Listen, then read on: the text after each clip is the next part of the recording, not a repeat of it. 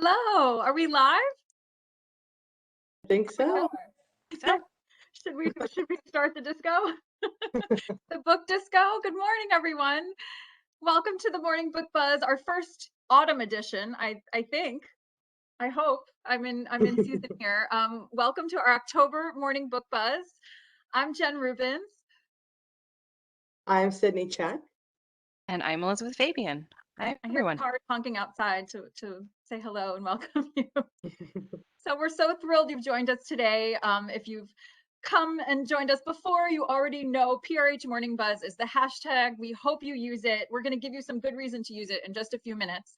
And these are all of the different formats that our books are available in. So you'll see those on the slide, whether it's hardcover, trade paperback, large print, electronic book, otherwise known as ebook, eGalley, which is the orange circle, which means you can request it to read early on NetGalley or my gosh. Edelweiss, yep. My brain just went out the window for a second. DN is audio download and CD is compact disc. So as I said, PRH Morning Buzz is the hashtag. We want you to use it. So we want to hear, what are your staff picks? Because we are, believe it or not, really excited to share our staff picks with you. We have a new series on YouTube called 3 Books in 3 Minutes, or as we refer to it, 3 and 3. And we have all of these screenshots. How did I get away? I'm not in there. I'll have to do one in the future. But I'm going to put you guys on the spot and ask if you want to share with our audience today, what's a staff pick that you're loving right now?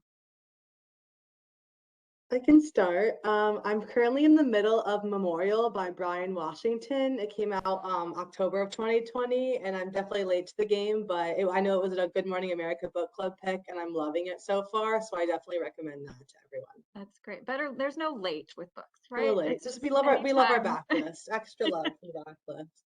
And mine's backlist too, actually, but a little more recent. I'm listening on audiobook to Rock the Boat, which is the debut novel by Beck Dory Stein. She wrote a memoir about a year and a half or 2 years ago now about her time as the stenographer in the Obama White House. And this is her debut novel, and very much influenced by her, her growing up at the Jersey Shore, and I am from New Jersey, so it really, really touches a place in my heart of, going to the Jersey Shore when I was young, and it's very nostalgic, and it's very, very much about, losing your way and then finding your way again, and it's just a really sweet, sweet read, and I would definitely recommend it. Awesome. And you, Jen, what about you? Oh, it's so funny. Tony Nako just said she's loving Amor Towles' The Lincoln Highway, and I was going to say I'm really loving the narrator Marin Ireland right now, which is hardly like a discovery on my part because she's been an amazing theater actress in New York for a very long time, and she won Audie Best Female Narrator of the Year a couple years ago. But she's one of the 3 narrators on The Lincoln Highway. She's also reading, which I can't wait to listen to, the new Jodi Picoult, which I think will be amazing. And she's read a lot of other things. She's like I said, has a theater background and does great character voices, and just always makes an audiobook really fun. So I'm really enjoying kind of listening to her various work on audio.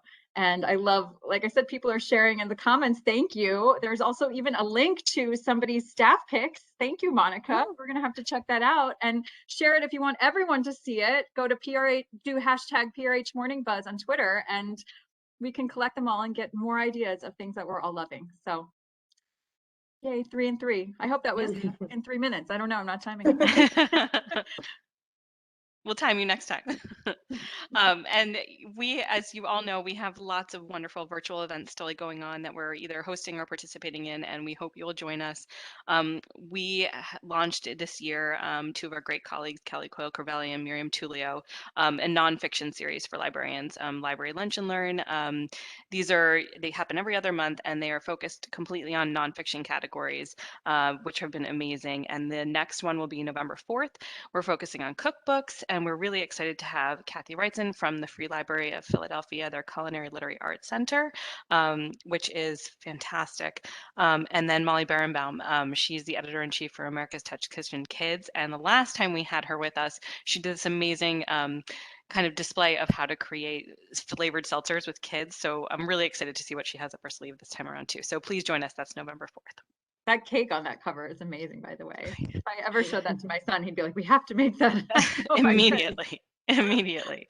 Well, and speaking of kids, our colleagues at Brightly are really excited to share another Storytime Live event. And so we hope that you will join us and also invite all of your patrons with young kids to join and your colleagues.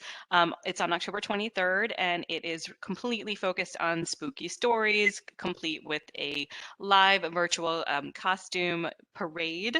Very I'm nice, Jen. ready. You're already ready. I'm You're ready. already ready. Um, so please join us, and also please share with your patrons. It's something really, really fun for the younger kids in your communities. October 23rd. And then finally, rounding out the year, again, we're really excited for these next two events. As many of you may already know, Library Journal and School Library Journal, again, are hosting their LibraryCon live event, which has been so successful over the last few years. That's November 10th, and we are participating again. It is a celebration of all things fandom, from manga to graphic novels, sci-fi, fantasy, horror, and everything in between. And we're really excited that Lori Halls Anderson is going to be joining us for the Oh, event. I love her. So please tune in. She's really great, and a whole host of other authors will be on panels that day too. So that is November 10th, hosted by Library Journal. You can look at the links on the screen, or we'll send everything out after in the wrap up, so you don't have to take all these notes now. But please do join us for that. And we are so excited. We got such good response. Can you go back one slide? We got such good response from our Spring Book and Author Festival, and we are going to do it again. We're going to have a Winter Book and Author Festival. Our libraries, or sorry, our librarian friends and our authors were so excited about our festival in April, and we are doing it again. It's going to be a day filled with author panels and virtual booths and recommendation sharing, a whole lot of fun. And we have some great authors already signed up to be, keynotes and author panelists, including Marlon James and Adriana Trigiani, Lisa Scatolini, and Hanya Yanagihari. So it's going to be an amazing event. We have lots of panels to come. That's December 9th. You are the first librarians to hear about this. We haven't even sent it out to our wide list. So you are in the know before everyone. So please sign up and join us, and we'll be excited to see you there. Oh, and then go back one. Great. So then we also have, these are just another array of virtual author events happening this October.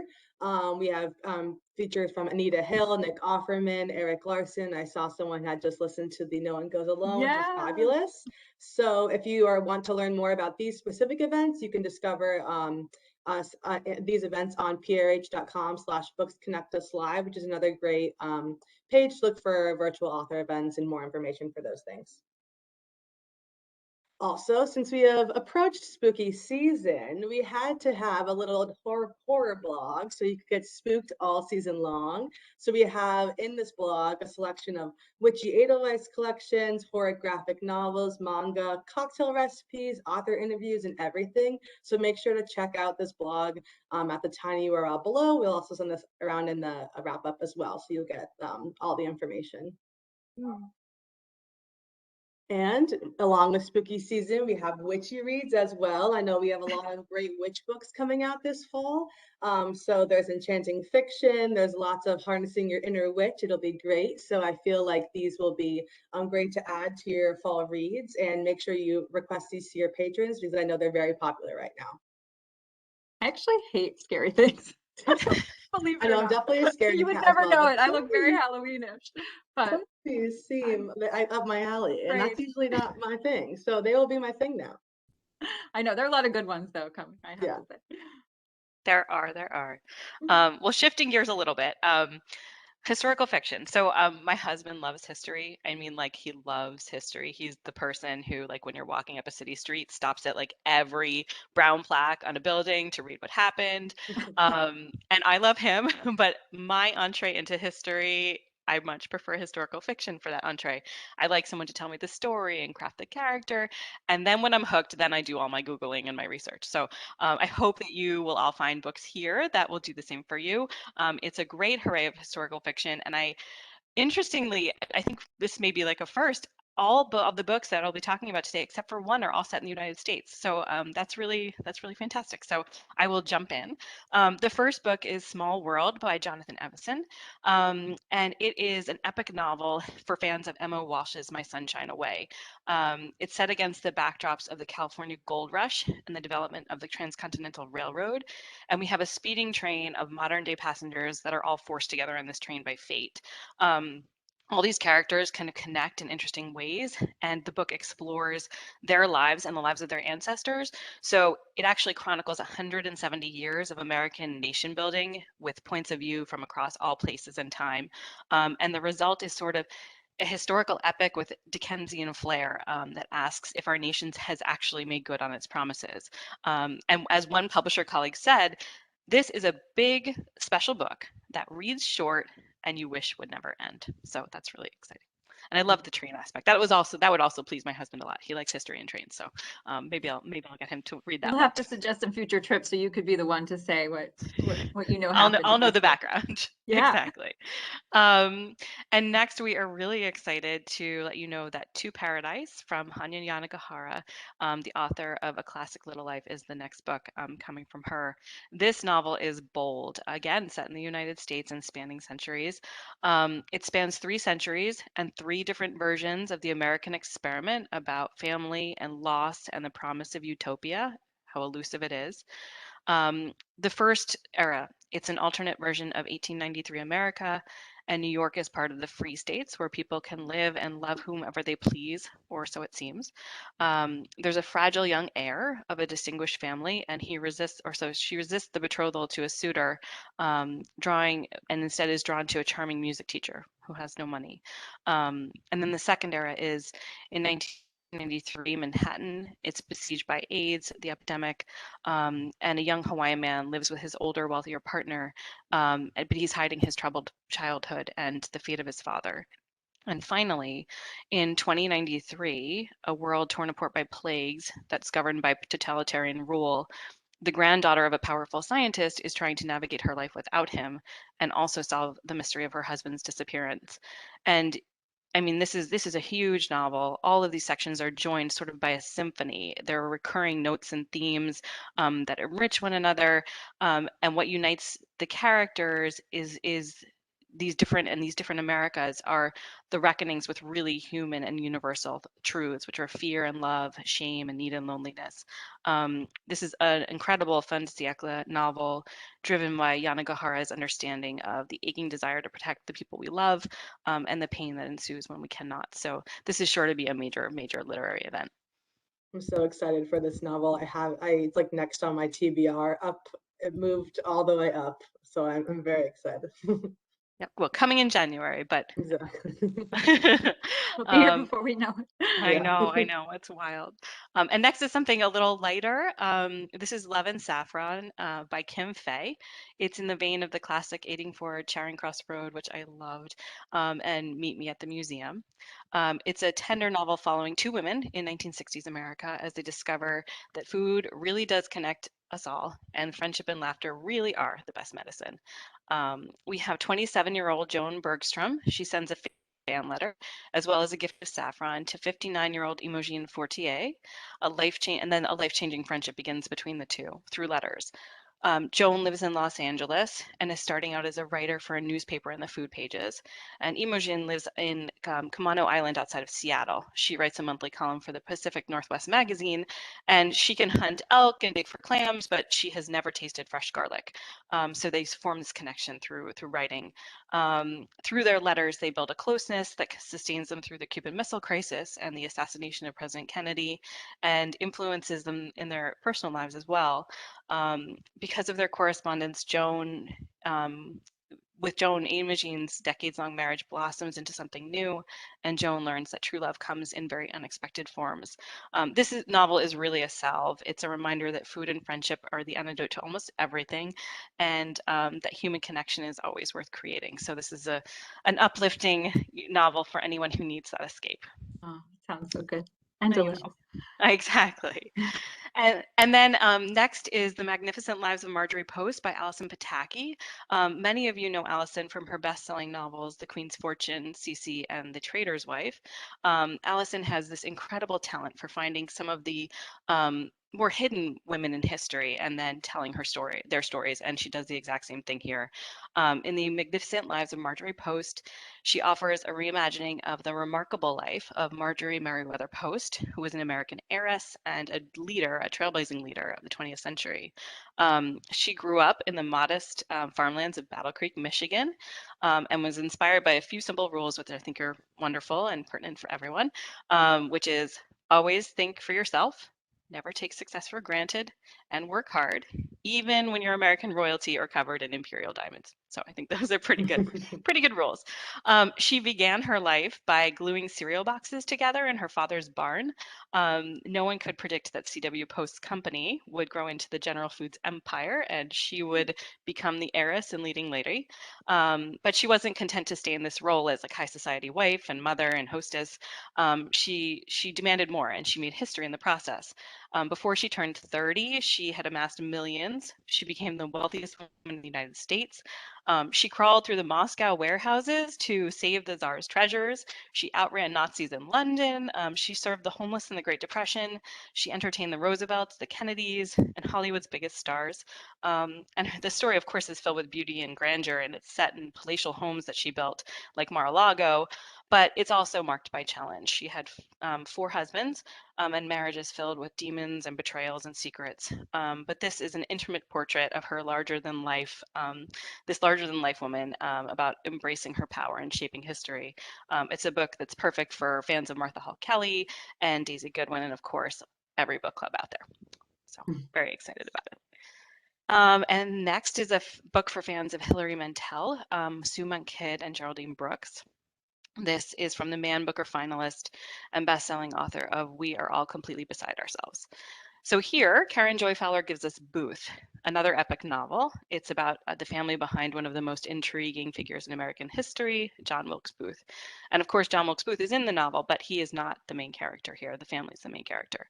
It's 1822, and a family moves into a secret cabin. They're about 30 miles northeast of Baltimore to farm and to hide, and they bear 10 children over the course of the next 16 years. And Junius Booth is the breadwinner. He's a celebrated Shakespearean actor, and he's the master of the house in all ways.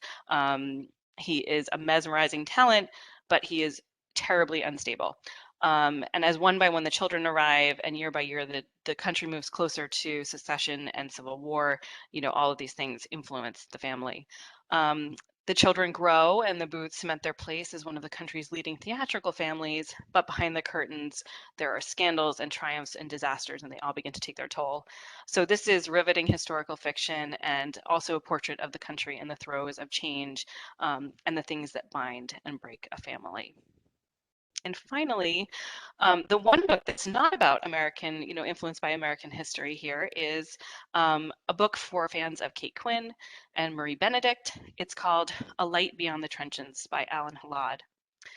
It's a fascinating and life-affirming tale of heroism and resilience in World War I. And it's based on the true story of the first school to train guide dogs for the blind. It's amazing.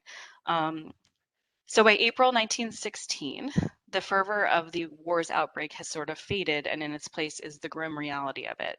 Our main character, Anna Zeller, works as a nurse in an overcrowded hospital in Oldenburg, and she's trying to comfort men who are broken in both body and spirit. But during a visit from Dr. Stalling, the director of the Red Cross Ambulance Dog Association, she witnesses a spark of optimism. A German shepherd guides a battle-blinded soldier over a garden path, and Dr. Stalling is inspired with an idea to train dogs as companions for sightless veterans. So Anna convinces him to let her work at his new guide dog training school, and there she begins a quest to show a Jewish pianist who is blinded on the battlefield that life is worth living. So who could resist an inspiring historical tale with the kindness of dogs at the heart, really? All right, next we're going to take a genre shift from historical fiction to some mysteries and thrillers. I'm so excited to chat about this first title, The Accomplice by Lisa Lutz. If you loved the Spellman Files and devoured The Swallows, then strap in for Lisa Lutz's next novel, The Accomplice. Owen is a rich, charming, and chronically dissatisfied. His life is forever entangled with Luna Gray, his no-nonsense best friend who is struggling to hide her dark past. From the fateful day they meet in college, the two become inextricably linked. They can't be mentioned without the other. Owen and Luna, Luna and Owen. In addition to their own trove of personal secrets, there is the deadly one they share. It forges a bond that will last decades. Years later, Owen disappears on his wife, Irene, for hours, mostly to spend time drinking with Luna. Luna is now an assistant to the eccentric and reclusive artist Leo Whitman, who also happens to be Irene's stepfather. But when Luna finds Irene dead, the victim of a brutal crime, it unleashes a torrent of secrets from the past, as well as everything they would have preferred to have kept hidden in the present. Despite their innocence, the murder causes the walls to quickly close in around them. The accomplice examines the intense relationship between two very different misanthropic best friends. What happens when one of them takes a sledgehammer to their bond and the other lights that wreckage on fire? If secrets are what kept Owen and Luna together, they just might tear them apart too, if they let them. Dun dun dun. What are their secrets, Sydney? I don't know. I'm going to have to read it and find out. January 25th. Next, we have The Violence by Delilah S. Dawson. Meet Chelsea Martin, who appears to be the perfect housewife, married to her high school sweetheart, the mother of two daughters, keeper of an immaculate home.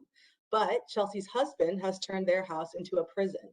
He has been abusing her for years, cutting off her independence, autonomy, and support. She has nowhere to turn, not even to her narcissistic mother, Patricia, who is more concerned with her maintaining the appearance of an ideal family than she is with her daughter's actual well-being. And Chelsea is worried that her daughters will be trapped just as she is. Then a mysterious illness sweeps the nation. Known as the violence, this illness causes the infected to experience sudden, explosive bouts of animalistic rage and attack anyone in their path. But for Chelsea, the chaos and confusion the virus causes is an opportunity and inspires a plan to liberate herself from her abuser. While this novel tackles tough issues, ultimately this is a story of hope, of resorting to caring rather than fear, kindness rather than brutality, and community action over knee-jerk isolationism. That is jam-packed. Wow. And look at the cover. Did you catch the shadow? I just was noticing Oh, that. I did not. That's amazing. Okay, fabulous. Next, we're going to move to Jane in the Year Without a Summer by Stephanie Barron. And I wanted to pull out a fun quote from O Magazine saying, if you have a Jane Austen would have been my best friend complex, look no further. Barron has painstakingly sifted through the famed author's letters and writings, as well as extensive biographical information to create a finely detailed portrait of Austen's life with a dash of fictional murder. Some of the most enjoyable, well-written fanfic ever created. And that's a great way of merging fanfic with cozy mystery. I think that's fabulous. So let's begin. This is set during the year without a summer when the eruption of Mount Tambora in the South Pacific caused a volcanic winter that shrouded the entire planet for 16 months. This 14th installment in Stephanie Barron's critically acclaimed series brings a forgotten moment of Regency history to life. So in May of 1816, Jane Austen is feeling unwell with an uneasy stomach, constant fatigue, rashes, fevers, and aches. She attributes her poor condition to the stress of a family burdens, which even the drafting of her latest manuscript about a baronet's daughter nursing a broken heart for a daring naval captain cannot alleviate. Her apothecary recommends a trial of the curative waters at Cheltenham Spa in Gloucestershire. Jane decides to use. You need to say that again with a British accent. Cheltenham Spa in the Gloucestershire. Jane decides to use some of the profits earned from her last novel, Emma, and treat herself to a period of rest and reflection at the spa in the company of her sister Cassandra. Cheltenham Spa hardly turns out to be the relaxing sojourn Jane and Cassandra envisioned. However, it is immediately obvious that the other boarders at the guest house where the Mrs. Austen are staying have come to Cheltenham with stresses of their own, some of them deadly. But perhaps with Jane's interference, a terrible crime might be prevented. We won't know until you read it. Next, we have This Might Hurt by Stephanie Roble. So if you loved Darling Rose Gold, I did. The sisters and Stephanie Roble's next novel, This Might Hurt, a dark, thrilling novel about two sisters, one trapped in the clutches of a cult, the other in a web of her own lies, and the lengths they will go to save each other. So meet Natalie Collins. She has not heard from her sister in more than half a year. The last time they spoke, Kit Collins was slogging from mundane workdays to obligatory happy hours to crying in the shower about their dead mother. She told Natalie she was sure there was something more out there. And then she found Wisewood. On a private island off the coast of Maine, Wisewood's guests commit to 6-month stays. During this time, they're prohibited from contact with the rest of the world, no internet, no phones, no exceptions. But the rules are for good reason, to keep guests focused on achieving true fearlessness so they can become their maximized selves. Natalie thinks it's a bad idea, but Kit has had enough of her sister's cynicism and voluntarily disappears off the grid. 6 months later, Natalie receives from a Wisewood account a menacing email threatening to reveal the secret she's been keeping from Kit. Panicked, Natalie hurries north to come clean to her sister and bring her home, but she's about to learn that Wisewood won't let either of them go without a fight. Stephanie Roble has done it again, and I'm very excited for this one as well. And next up, we have a debut novel from Jane Peck called The Verifiers, which is perfect for fans of amateur sleuths with bright, brilliant voices, and for anyone looking for the classic pleasures of a detective romp, but from a queer, racially diverse perspective. Claudia Lynn is used to disregarding her fractious family's model minority expectations. She has no interest in finding either a conventional career or a nice Chinese boy. She's also used to keeping secrets from them, such as that she prefers girls, and that she's just been stealth recruited by Veracity, a referrals only online dating detective agency. Try saying that 5 times. A lifelong mystery reader who wrote her senior thesis on Jane Austen, Claudia believes she's landed her ideal job. When a client goes missing, Claudia breaks protocol to investigate and uncovers a maelstrom of personal and corporate deceit.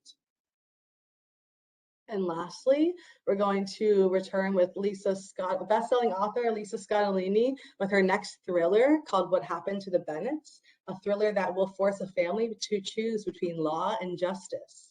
So we have Jason Bennett, a suburban dad who owns his own court reporting business, but one night his life takes a horrific turn. He's driving his family home after his daughter's lacrosse game when a pickup truck begins tailgating them on a dark stretch of the road. Suddenly, 2 men jump from the pickup and pull guns on Jason, demanding the car. A horrific flash of violence changes his life forever. Later that awful night, Jason and his family receive a visit from the FBI. The agents tell them that the carjackers were members of a dangerous drug trafficking organization, and now Jason and his family are in their crosshairs. The agents advise the Bennetts to enter the witness protection program right away, and they have no choice but to agree. But the witness protection was designed to protect criminal informants, not law-abiding families. Taken from all they know, trapped in an unfamiliar life, the Bennetts begin to fall apart at the seams. Then Jason learns a shocking truth and realizes that he has to take matters into his own hands. Ooh. Lots of thrilling and chilling things here. We are very excited. Seriously. Well, after all that, we need to take a collective deep breath because this Sunday, October 10th, is World Mental Health Day, in case you didn't know. And also looking ahead, because obviously these on sale dates are a little bit into the future. May is Mental Health Month, so something else to recognize at your libraries. But I think what goes without saying, but I'm going to say it anyway, is that, we know, especially in this time, the libraries become a real mental health hub for many people, or it's always been that. But I think especially in these times, you provide not just books, but a safe space and a sense of community, especially when people are missing that. So I think, all of these books are going to be a wonderful thing to add to your collections. And with that, some personal growth titles. So I think you're familiar with the sayings like, always look on the bright side, or think positive, good vibes only, the millennial version of that. Make the make the best of it when life gives you lemons. You get the idea. So with that being said, toxic positivity has become a real term that's being used a lot these days, because Whitney Goodman feels that we need to keep it real in a world that's obsessed with being happy. And this is so true. I mean, every podcast that you look up is all about finding happiness and whatnot. But this other side of toxic positivity has come to light as a real growing issue, in that you can't always necessarily make lemonade out of lemons, right? Sometimes you have to embrace those bad feelings, and that's okay. Brene Brown actually did a podcast on this topic earlier this year that really resonated with a lot of people. It was with the author of Emotional Agility, which is another great kind of read or listen alike title by Susan David. But Whitney Goodman is a radically honest psychotherapist. She has a very popular Instagram account called Sit with Wit that, if you take a look at it, is really easy to consume. She has really like very clear takeaways that really stick with you. And her goal as a therapist is really to make mental health information more accessible and easier to understand. So with that being said, this book is a guide to owning our emotions, even the difficult ones, in order to show up authentically in the world. And she combines research along with everyday examples, client stories, and you know, even her own feelings about working through difficult emotions to create more authenticity, more connection, and more growth to show up as you are. So it's a really timely message, obviously, for these times. And there's also a great social justice angle because it explores microaggressions, the pressure to fit in, and other ways that toxic positivity is an integral part of systemic racism. And so this book also offers how we can make space for the pain of others as a step toward building a more equitable, authentic culture for everybody. So we're really looking forward to that. And hopefully she'll read the audiobook as well. And next up from Daniel H. Pink. So we haven't had a book from him in a few years now, but this is on the power of regret, how looking backward moves us forward. And it's really fascinating to me what he's done here. He created a world regret survey. He created the largest survey of regret ever devised, and he had more than 10,000 responses from all over the world, which provided him data for this book as insights into what people regret, which, you know, is obviously a very tough thing for a lot of people to talk about. And what he kind of uncovers here is that he thinks he needs to debunk the myth of the no regrets philosophy of life. He thinks that regret has an undeserved bad reputation. And so he wants to show people in this book that you can reimagine regret and you can use it effectively in your life, at school, at work, at home, on Zoom, everywhere. So I think this is something that also will resonate with so many people because it's such a fear in life that you're going to regret something, and it's a universal emotion and it's a universal problem. And so similar to his books like When and Drive, he clarifies abstract ideas and offers specific strategies and how we can use this in our lives. So I'm really excited for this. And I hope he reads the audio as well, because he's read all his other ones. And Audiophile said about his book When that he's as comfortable behind the mic as he is with his subject matter, which is to say pretty comfortable. So hopefully we'll get to hear from him directly on this as well. And speaking of behind the mic, speaking of telling your story, that moves us to the healing power of storytelling. And this is about reframing your story, reclaiming your life through the transformative practice of writing and storytelling. So this was a really moving book for me to just even learn about. And I actually spent some time on the website Health Story Collaborative, which was created by Annie Brewster, the author of this book. She's a Harvard-trained physician, and she was diagnosed with MS in 2001.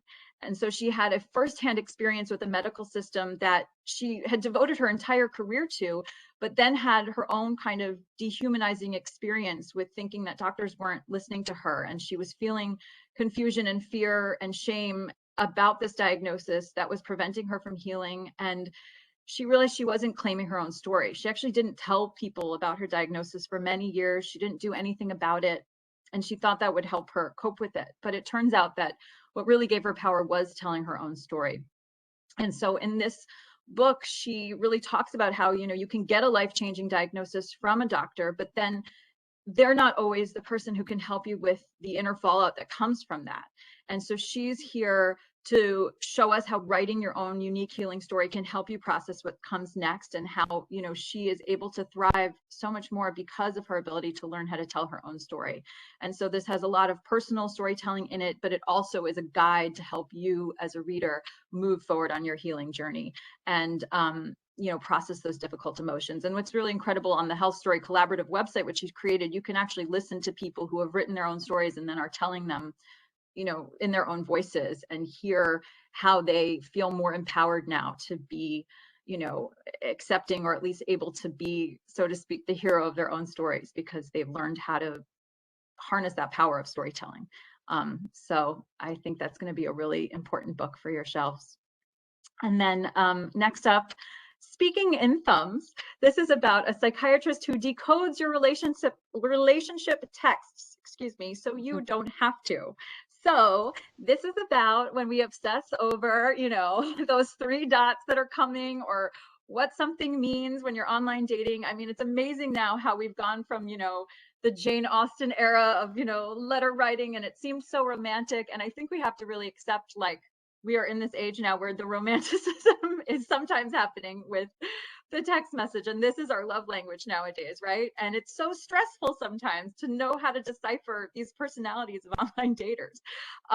We swipe right, or we, flirt inside text bubbles, we use emojis or emoticons, and that's supposed to tell everybody how we feel in such a kind of, I was going to say limited way, but I guess it's limitless too, in how we've kind of embraced it. So Mimi Winsberg is a Harvard and Stanford trained psychiatrist, and she's also known as the text whisperer. So she has written a indispensable guide to interpreting our most important medium of communication, which is now speaking in thumbs. So she draws from research and a treasure trove of real life online dating chats, including her own. And she helps you see past the surface and into the heart of the matter. Like, what are the telltale signs of deception? How do we recognize pathology before it winds up at our front door? How can we draw out that important but sensitive piece of information? So I think there's so much stress involved with, dating these days, and with having to decipher text messages, that this is going to be, I think, a really important book to help people find a little peace there, hopefully, and romance. And then next up, Find Your People, Building Deep Community in a Lonely World.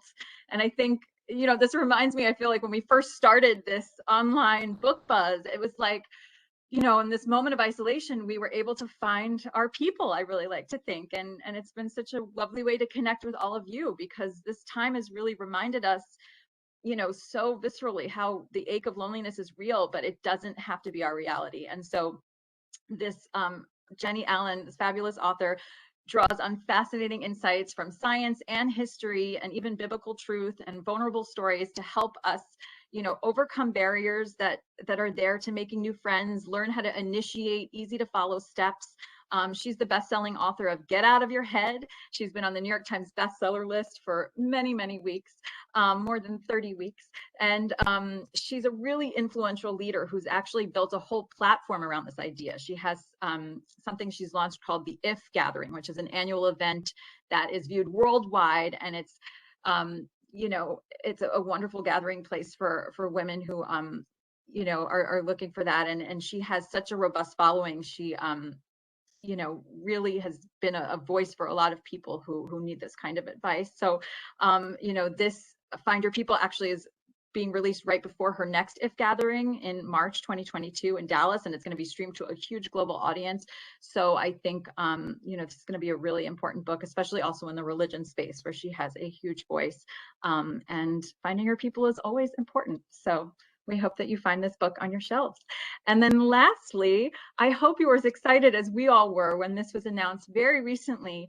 Bittersweet is the next book from Susan Cain, who really, I don't think she launched like a revolution, right? When Quiet came out, we all were so taken aback by kind of rediscovering what it actually could mean to be an introvert. I think we had so many conversations at the office about, revelations that we never thought about before, about what it means to be quiet, or to feel introverted, or even to feel extroverted, and how that affects our day-to-day, and what it says about ourselves. And so we're so thrilled that she is back with a new topic that I think is similarly going to have the same effect on people, where you really reevaluate feelings that are sometimes undervalued, or pushed aside, or seen as negative. So this is about how sorrow and longing make us whole, and why our culture's been so blind to this value of bittersweetness, because you think about it as longing or poignancy. It's often painful, but there's also a lot of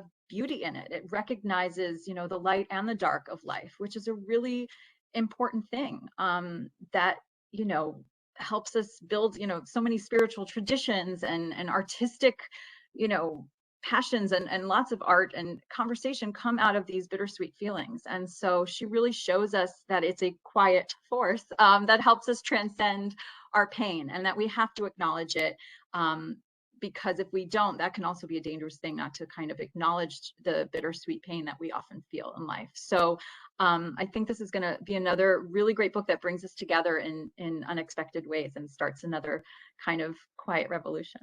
So we can't wait to listen or read Bittersweet by Susan Cain.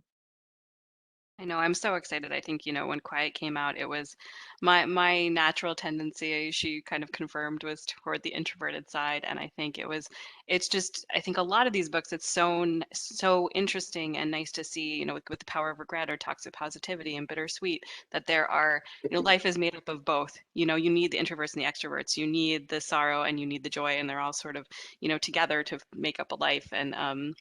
And it actually, I think it feeds really nicely into the next memoir slide, because I think there's a lot of powerful and poignant stories here that I think exhibit just that. I feel really lucky to present some of these books today, and Sydney's going to present the others. But we'll start with Lost and Found, which I think is exactly like the personal story of a lot of these different, yin and yangs in life. It's an account of love and loss, from the Pulitzer Prize winning Catherine Schultz. And it will appeal to fans of When Breath Becomes Air and The Year of Magical Thinking. This is Catherine's story. 18 months before her beloved father died, she met the woman she would marry. And here in Lost and Found, she weaves the stories of those two relationships together and explores how all of our lives are really shaped by loss and discovery, from the maddening disappearance of everyday items, to sweeping, devastating things like war and pandemic and natural disaster, and from finding new planets to falling in love.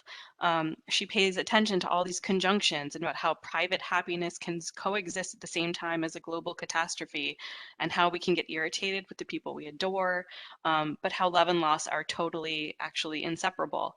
And the result is both her memoir, but also a guidebook to living in a world that's simultaneously filled with wonder and joy, but also wretchedness and suffering, and how life really demands both our gratitude and our grief. So, I mean, in a way, all these books are sort of companions to each other. They all sort of speak with each Yeah. other. So I'm really excited about that. That's great. And next we have a title called The Black American Refugee by Tiffany Drayton. And this is a great book for readers of Mickey Kendall, Casey Gerald, and Roxane Gay. After following her mother to the US at a young age to pursue economic opportunities, one woman must come to terms with the ways in which systematic racism and resultant trauma keep the American dream inaccessible to Black people. Tiffany Drayton had in a New York Times piece of the same name, Black American Refugee. So this is a larger expanded version that examines the in-depth intersection of her personal experiences and the broader culture, and also the historical ramifications of American racism and the global white supremacy.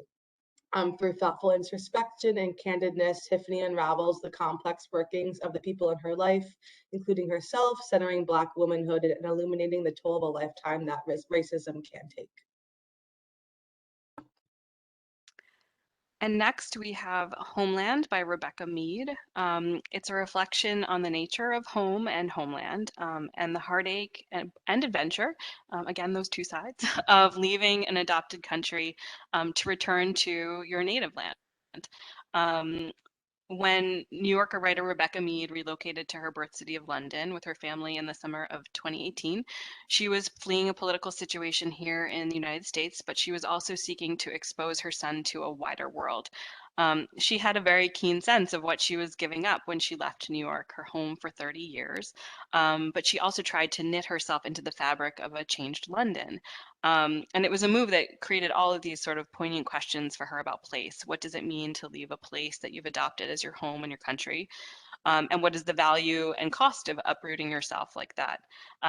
This book is a mix of memoir and reporting, drawing on literature and art and recent and ancient history, and then the encounters that she has with individuals and the landscapes, both in New York City and in England.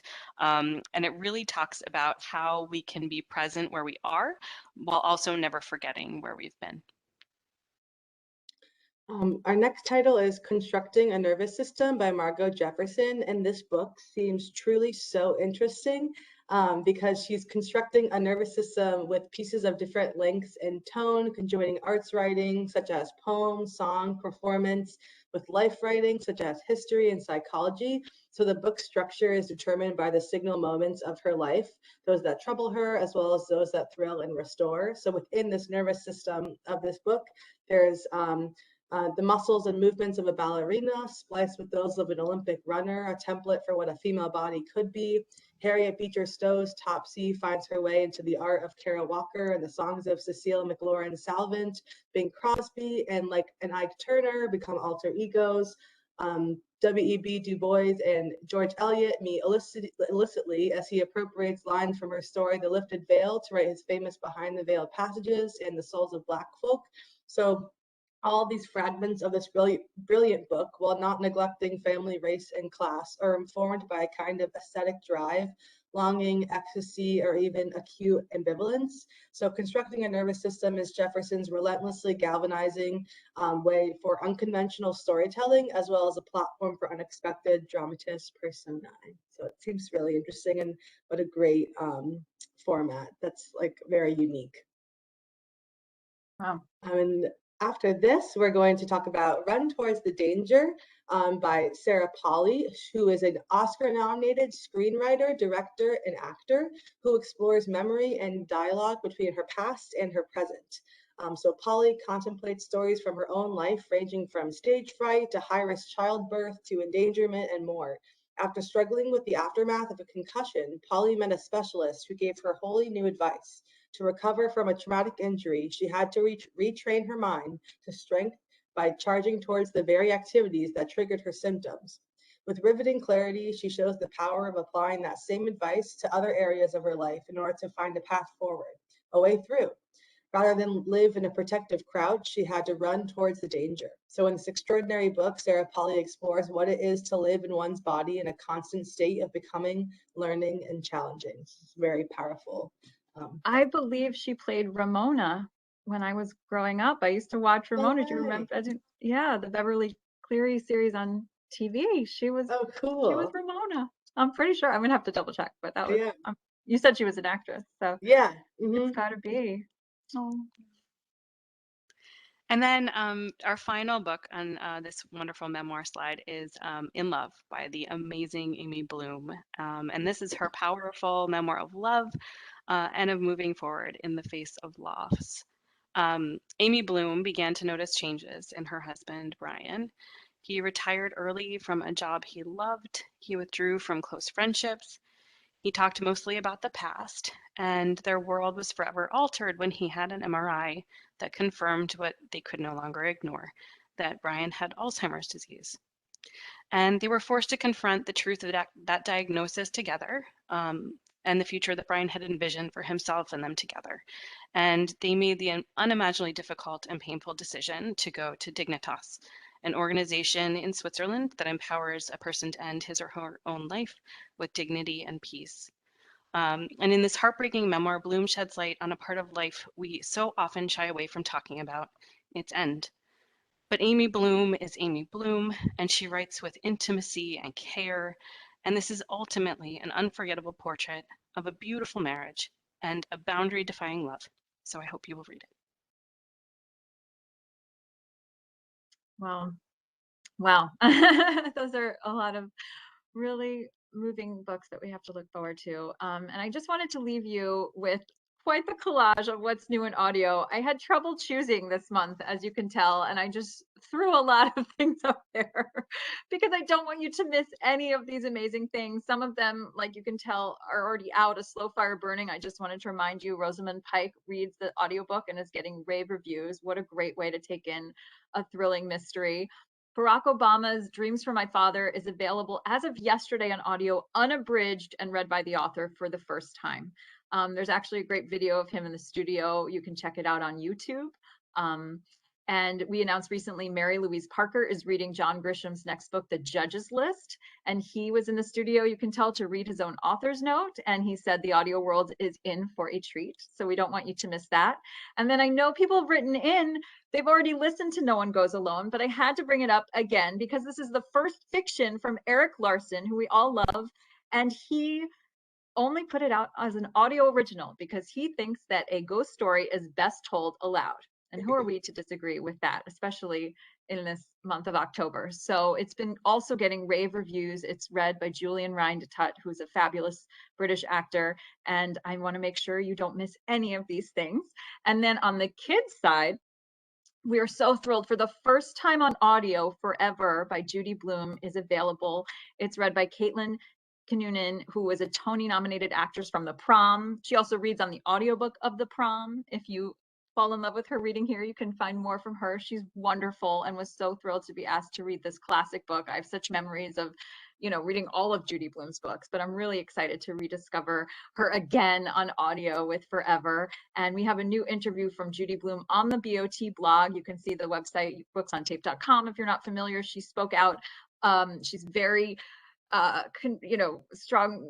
She's always been a great advocate, especially during Banned Books Week, about our freedom to read and freedom to listen, and about why it's been so important for children of all ages to be able to choose what they want to read. And so she speaks about that just in time for the release of this wonderful book on audio. And then also we have 3 new audio novellas coming from Brandon Sanderson. The first one just came out just a few days ago, and it's called Sunreach, and we're just so thrilled to let you know about this, so you can listen to clips from that on the website. And then also, of course, Change Sings, Amanda Gorman's lyrical, beautiful poem for children, is available on audio. She reads it herself because, of course, who else could read this? And it's just so thrilling to be able to play this. The new thing in my house for my 4-year-old, we play audiobooks often when we're like sitting at the dinner table. Sometimes if I'm still like cooking and he's like, Mom, can I hear a story? And I love playing this in our house, and it just sounds beautiful to listen to. So we hope you'll listen to clips from all of these and much more at booksontape.com. And that is a wrap, ladies. Happy October.